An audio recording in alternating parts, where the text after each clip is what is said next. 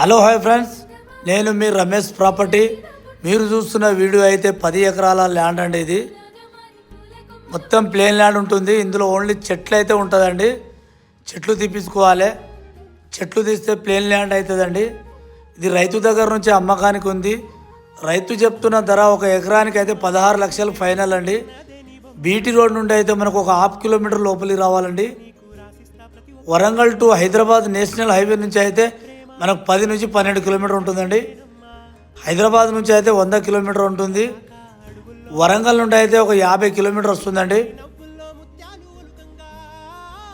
ఇది రఘునాథపల్లి మండలం అండి. చెట్లు ఉంటుంది. మొత్తానికి అయితే చెట్లు ఉన్నాయి. చెట్లు సాగు చేసుకోవాలండి. తక్కువ రేట్లో ఉంది మన తెలంగాణలో.